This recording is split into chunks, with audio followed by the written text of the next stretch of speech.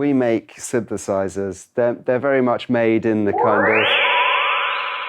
they're very much made in the traditional vibe of a synthesizer.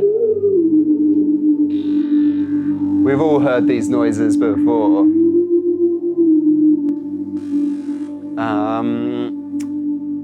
Interestingly, this keyboard, what you're listening to there, the woo, is the resonance. And this keyboard has independent pressure sensitivity on the key. So if I press a bit harder,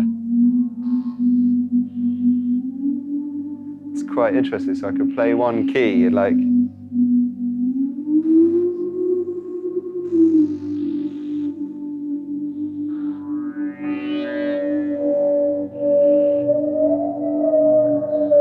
So unlike the bass station, which has mono aftertouch, each key here has its own pressure.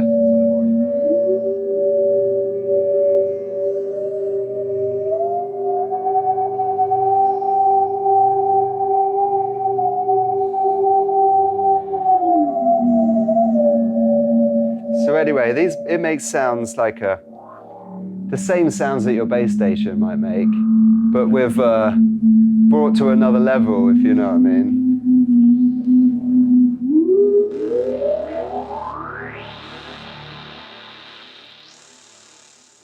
A bit of high-pass filter.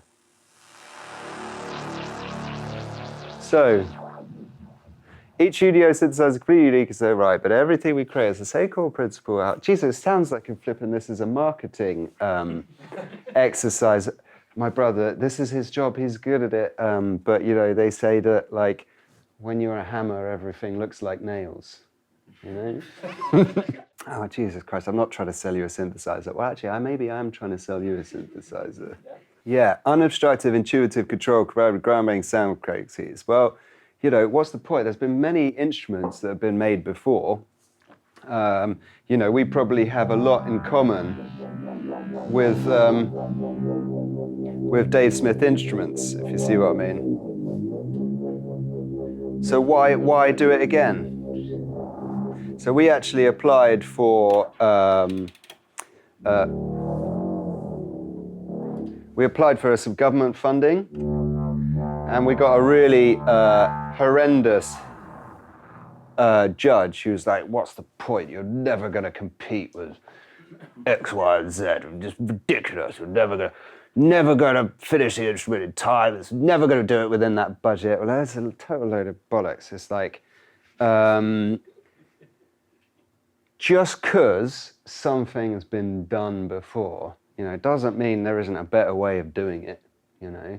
But there is also here the idea of genre. We have to fit into a genre. So there are musical genres. I need to make an instrument that, like, somebody who knows this type of instrument knows what to do straight away.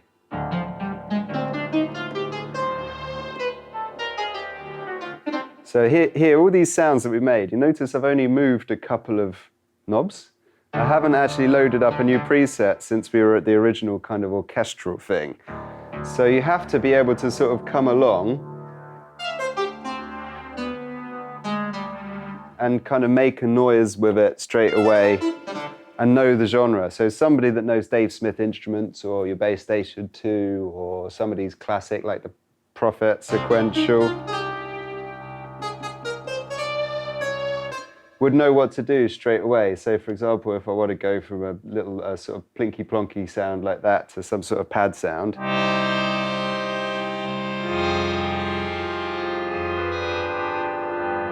all I need to do is move the envelopes. Or if we want to go, maybe we want to detune the sound a little bit more. Maybe we want to have some higher pitched stuff.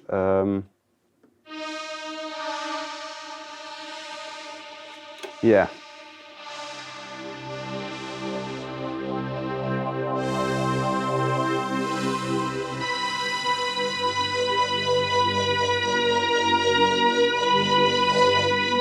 It's got to be quick to move around. You've got to be able to make one sound and then go to the next sound. And then let's say we've got a dual patch here. Maybe I want to go to something I don't know, something rhythmical.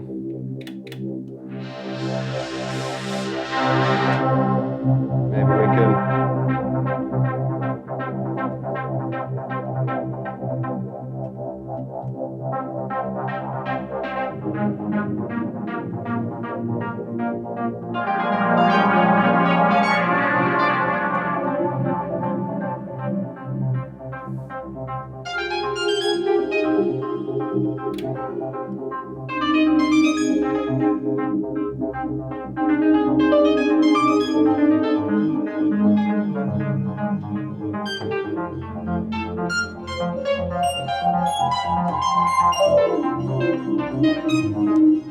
Anyway, that shows how quickly you can go from one sound to the next sound. But that's part of a genre. Anyone that knows how to use this sort of thing should know what to do with an instrument like that. Obviously, I built it, so I know I've probably had to do it more than most. But, you know, so I didn't actually move very much, did I? You see what I mean? I literally just moved a couple of controls here and there, and we went, you know, we went somewhere totally different.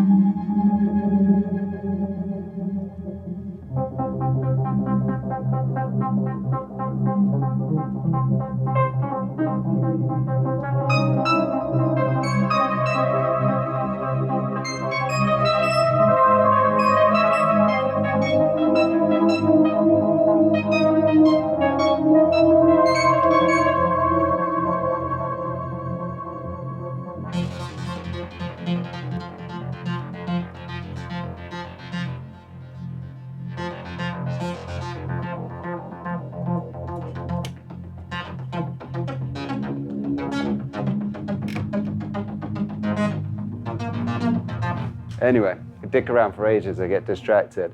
But unobstructed intuitive control, you've got to be able to play. You've got to be able to kind of like real make noise with the thing and go, you know, one sound to the next and you know, enjoy it basically. Yeah, so most importantly fun, because otherwise what's the point, you know what I mean? Life can be pretty dull sometimes. So yeah, there's our instrument. This instrument is the Gemini. It's very similar to the Super 6 actually.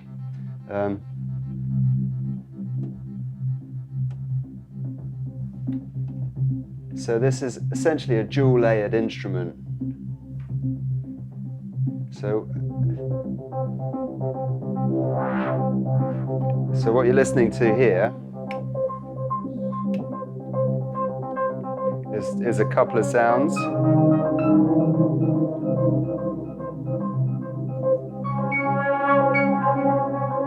So one is sort of like a low pad and then a like little arpeggiator.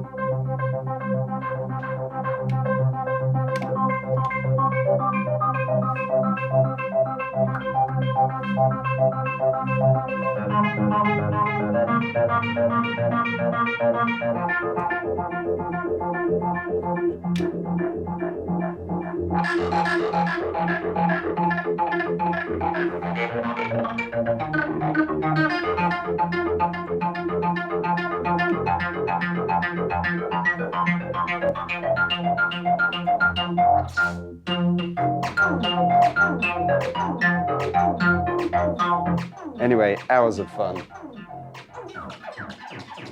Bit of feedback on the delay. Anyway, yeah, so you could get into really kind of electronic-y realms with it.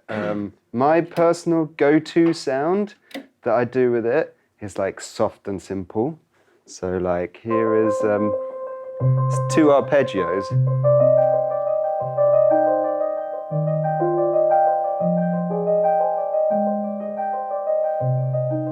With different clock divides. So if we listen to like one layer on its own, and then listen to the other layer, it's just 2 different dividers. But then when you put them together, You see what I mean? You create really interesting rhythms with it.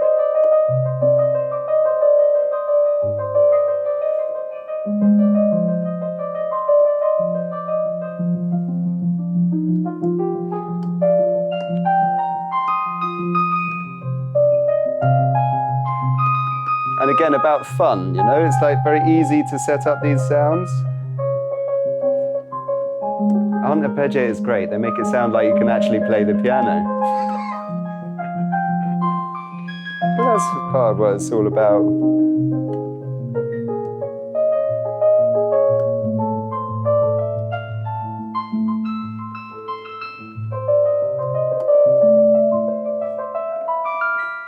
Anyway, so I gravitate often to making kind of nice, kind of soft, cinematic-y sounds.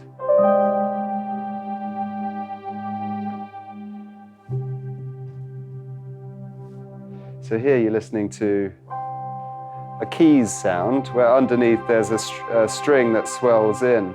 So this is all analog synthesis, essentially.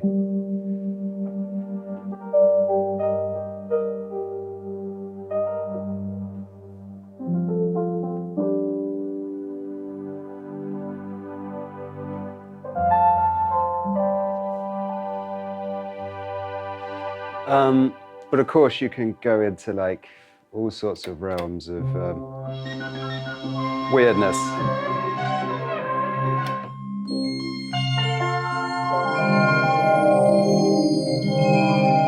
But the crucial, these are all simple waves. Oh yeah, hey. Do you have separate outs for each layer? Yeah, we do. And something that really confuses people as well is if you want to use one layer to use all the voices, some of them will come out on one and some of them will come out on the other. So it's split and dual mode. They work like they should do. But yes, you do have separate outputs for each layer. So you can individually process them, which is good. This only has very limited effects, no reverb or anything like this. And I barely use the chorus. But a synthesizer, I think, is mainly about the core sound. Can you just get a core, simple sawtooth to sound good? And if you can do that with a bit of shaping, then you've got fancy effects and things. Like you say, you take the individual layers out, you know, you can put some dynamics on them, put some nice reverb or whatever. But yeah, that's our Gemini. It's an analog hybrid synthesizer. It's binaural, which essentially is, try and demonstrate that in simple terms. We essentially have a true stereo path. So if I initialize the patch in single upper, oops. There you go. There's a sawtooth. So with binaural off, if you were to listen to just a purely monophonic sound, that's kind of really what you want for basses and stuff, you know.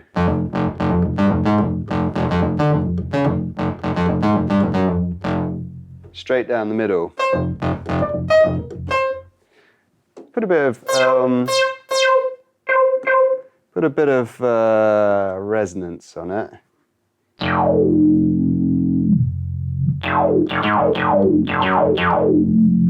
Very mono. Now, if we switch that to binaural,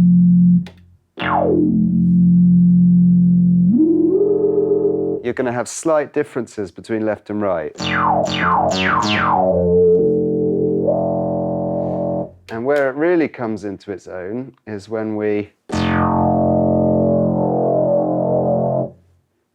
get a bit of slight detune going.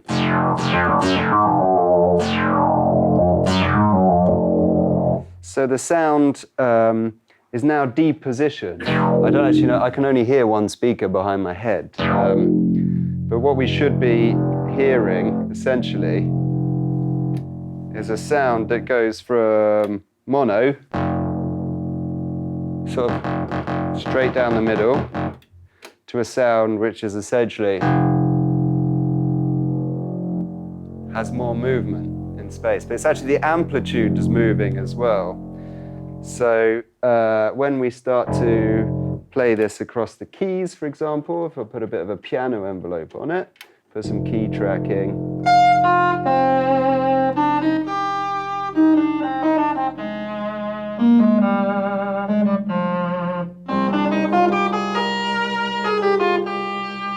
So if we, say, switch that to binaural off,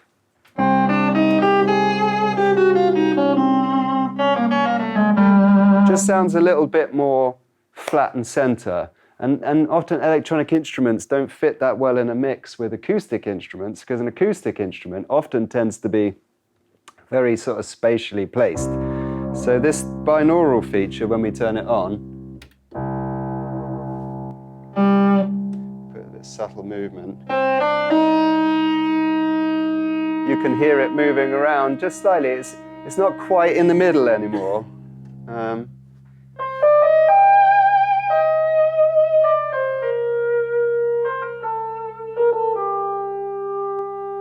So we've just gone for a simple sawtooth here. This is a completely dry sound as well, no delay or anything.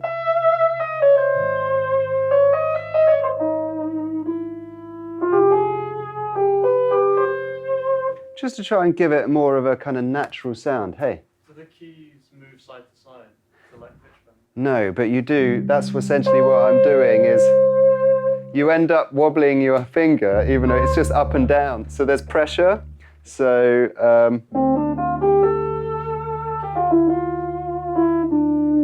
I'm adding vibrato to those. So if I put a bit of dynamics on there as well.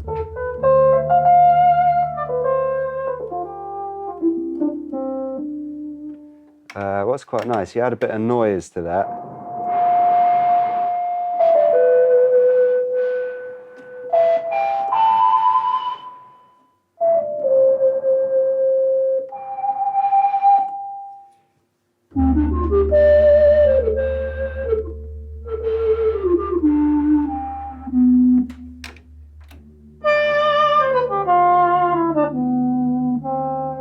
But yeah, that extra bit of pressure sensitivity really helps you to articulate the notes. So if we put a patch on. So this patch really quite nicely shows off the binaural feature, but also that pressure vibrato.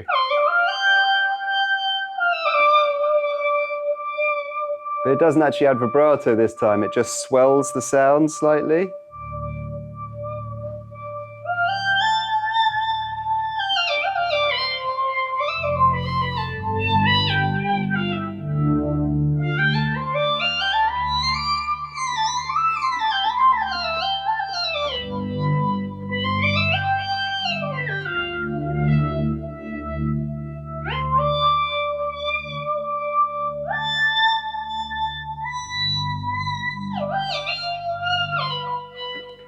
So yeah, you kind of wobble your finger. I don't know why. It just you end up doing it because it's more easy to control pressure. I find when you're moving your finger, when your finger's very static, you don't quite know how much pressure you're applying. But if you rock it backwards, back and forth, you get the idea.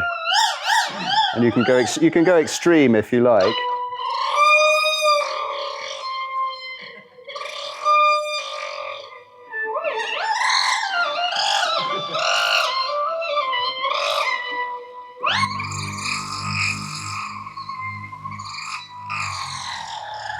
Anyway, you get the message. Lots of fun to be had with that. Yeah, that's the Super 6 in a different color. Don't make an instrument in white because it turns out to be the most difficult paint color to replicate and the one that most shows the defects. But we think it looks cool. I actually like the black one personally. The Super 6 here, I have no idea what patches this one is set up with, but it's very much the same instrument, same sonic character.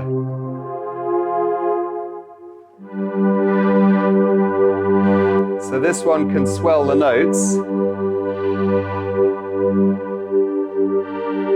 but but it's monophonic aftertouch.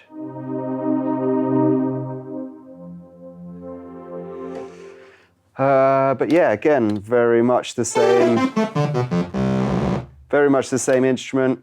Quite good, this one, at doing like, well, all the same stuff, but with single layers, essentially.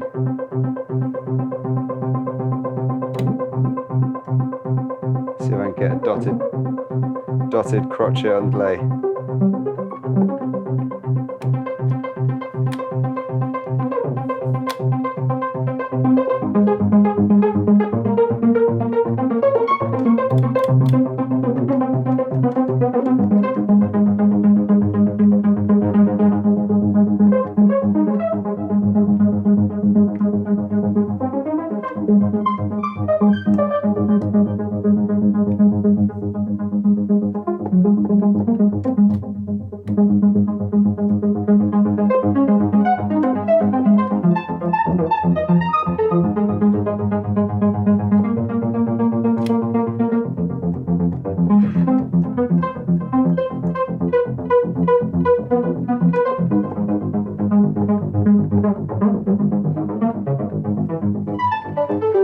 Anyway, get the point. Really immediate, really really quick to start making and shaping sounds. You know, we've got a kind of sort of, I don't know, bassy arpeggio patch. To just turn that into strings, for example, you might just do some sort of basic jiggery pokery, move a couple of knobs.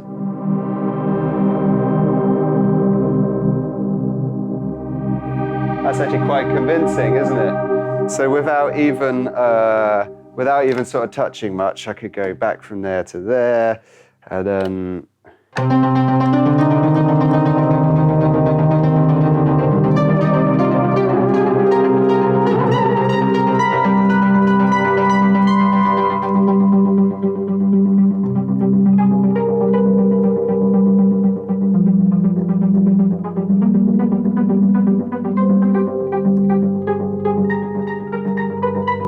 anyway, really quick, same thing, yeah.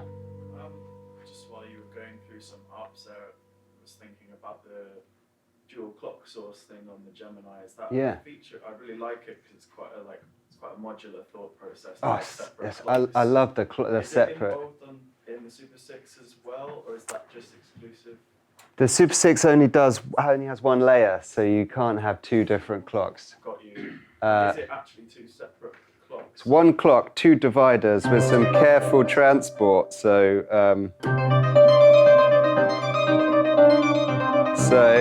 they're always in sync.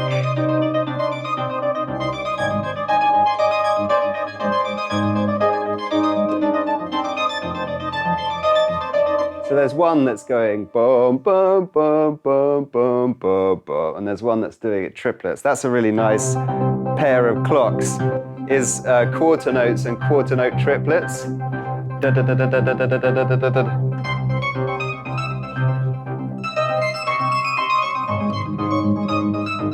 So on and so forth. Control over the divisions. Yeah. So let's play around with that, shall we?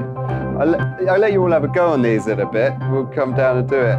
So that's 16th notes.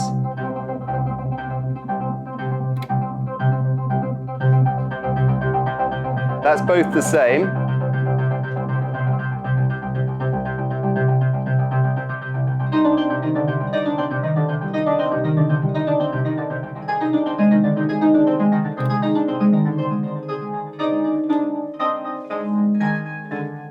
So you can play around with this little knob.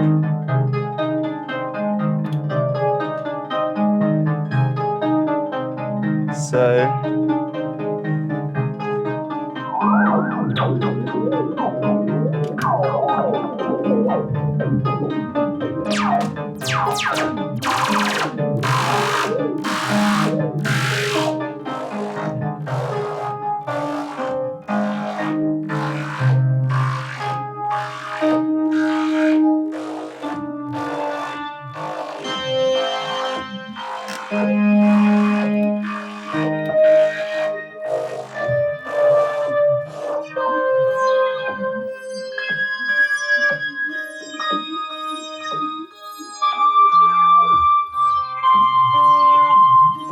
playing around with the clocks. Yeah, hey. What's the mod matrix have? Is there a mod matrix? There is a mod matrix, yeah. It's basically any one of 8 sources, oscillator 2, LFO 2, envelope, velocity, aftertouch, expression, ribbon, note, to a number of different destinations, either fixed on these buttons, or you can do like the press and hold method, where you, if you want to map, for example, the ribbon to a parameter, you could just press this ribbon button, touch the fader, and it will set up that mapping. It's just the press and hold method is difficult to see where you are. Yeah, it doesn't look like there's a screen. No, there's no screen. No screen on any instruments. But let's say, for example, you want to, I don't know, let's set up a really simple single patch again. So here, if I wanted to map, let's say, the ribbon to the, I don't know, maybe I would just want to map ribbon to cutoff. So usual one. You just touch it and dial it up like that. And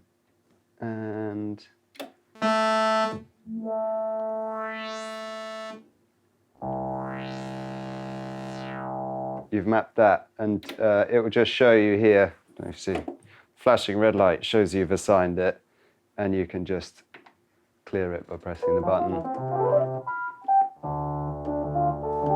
Kind of chip-tuney. But yeah, anyway, yeah, there's our instruments, and we make a little one as well, a bit more space-friendly. I don't know if you see the Gemini is massive, but this one's like, fits in a 19-inch rack. Does anyone use 19-inch racks of gear? You do. Yeah, anyone else use 19-inch racks? There's racks, of 19-inch racks just died.